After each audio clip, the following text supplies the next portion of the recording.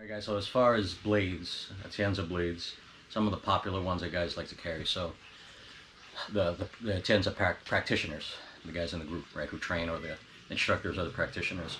So one of the main ones guys like, right, is usually like the EDCs. Okay, so this is an EDC 5, thin, light, right, super light. Alright, now this can go EDC 4 or this can go EDC 3. So this is about 5.5. Alright, so this is one that I carry. This is a 5.5 here. It usually has a pocket sheath, right, and it's small and thin, so it's light. Now I also have a 5.5 that I made for myself that's a little wider, right, but this is thick. This is almost like 3/16. So why do we have a one like this compared, well, for throwing? So if I have to throw this blade and I hit flat, the hand, I usually aim for like anywhere from here to here. So if it hits flat, it hits him in the chin, and when I'm closing, he got a heavy piece of steel hitting him, and if it hits by the point, then the weight will help a little bit. All right, that's just a preference. Guys who throw well, I'm not the best thrower in the world, but guys who throw real well, they can throw anything. But I always have a heavy and a light version of everything. This is a wider version. Okay, so that's like the straight blade loadout. Now the favorite of the Atienza Kali practitioners are the tulisas. Right, so this here is you got one on you? Yeah. So there's a 5-inch right there.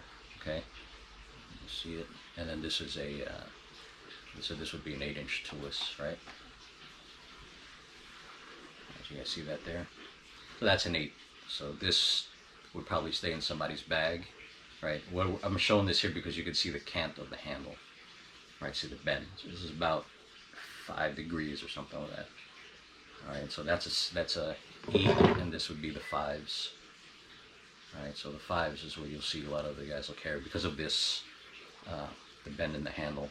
So they like that there because this slight bend in the handle, it doesn't create gaps in the fingers. So what we're looking at here, right, as if we're doing this here, it's like we don't want too much gap here, and especially like right here under the fingers. So when the slight cant actually bends around there, and then you get the meat of the thumb. Now, this is why we say this when we're running pressure testing. The guys in the group, and this is, there's a lot of guys who pressure test in the group, probably like 200 people who pressure test. That's a good population. They started going to these on their own without us saying anything, and we like these for the same reason. Right? We do a lot of that. We don't really tell them why we like these.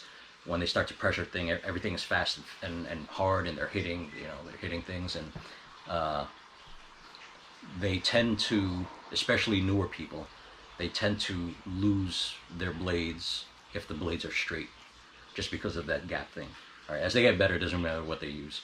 But when you see guys who are doing pressure testing and the guys are grabbing their blades, their trainers, they're usually grabbing 7-inch tulises, and they have 7-inch tulises. They'll carry 7-inch tulises. It may not be on them in a bag, and they'll have one, a smaller one in the belt, or they'll just use 5-inch tulis trainers, and then they'll run their pressure testing. And a lot of the mass attack pressure testing is always going to be in forward grip, because they don't, you tend to get really close in reverse grip, and the guys tend, if they get too close, they start grabbing you, and then you got to start cutting them out and pinky peeling and get them off. So this keeps their distance right if they're gonna, and the handle is designed, we've talked about it before.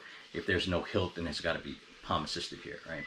And the handle has to be small enough that they can switch grip like this, right? Without this if this is too long, then it gets snagged up.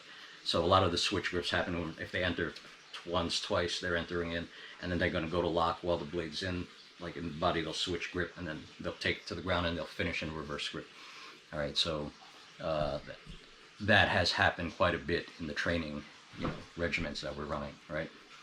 So that's the reason for that. So you'll see a lot of the guys.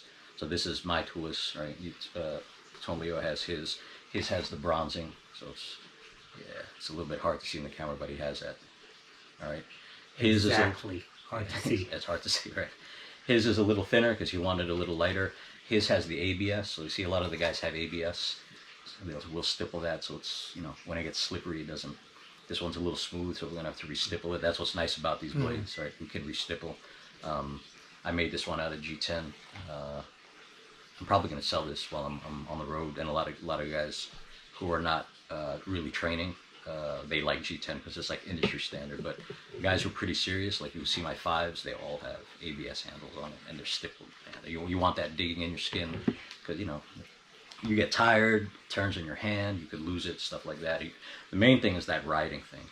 Like, this is a thing that happens every once in a while when you get tired or you hit bone and you ride. Like I said, it's one of the reasons why we have it like this. That way, if you miss here and you hit here, and your grip is a little whatever, you're tired, you don't get this happening, and you know, like that. This, like, you'll see it in a lot of the guys. Some of the tendons are cut on the pinkies or on the pointer fingers, because they were using blades that they were getting into it, and they were using blades that we made. They didn't have them. We just didn't have the option. So part of our thing is that that's why we have that smaller here, this part of the handle, bigger there, and that way we get that hard grip. These 3 fingers very strong there. The strength of it, like you want that real tight. The closer they are together, the stronger it is, and then you have that palm assist. Reverse grip doesn't matter, right? Because you're going to cap it anyway. That's where the strength in reverse grip comes in. Like, you don't really see guys reverse gripping just like this. You see them, they'll have their thumb that way. They don't ride the blade, right? So that's one of the main reasons. And we like this little, because we don't do a lot of straight cutting to the hand. It's going to be with a point. So you'll thrust hands as they come in, or you thrust slash as you come in. So you're always going to use the point. So the blade, actually, for the way we use the blade, doesn't have to be sharp at all. Actually, it can be dull. You're going to enter with a point, and every time you enter, right, this is going to slide in, and you want to, it'll have its own post-penetration. You want post-penetration every time you hit. It's hard to do when guys are moving around, you're twisting, you're getting, so if a guy has a gun in your face and you're closing on him, we don't really do the stitch. It's post-penetrate, because the reaction is immediate. Post-penetrate close, post-penetrate heart, like they're the xiphoid. And when we're catching guys here who are trying to hold us, that we can thrust them in and then post-penetrate. So you'll always see these entries here. All right, you'll see this in 3 of 9 in PSYOP, right? This is a thrusting slash. It'll enter with a point and slash. Now, if it's not as sharp, you'll get the reaction because it tears the skin, and you get to see them not try to do stuff to you, right? So that's one of the main reasons for that style blade.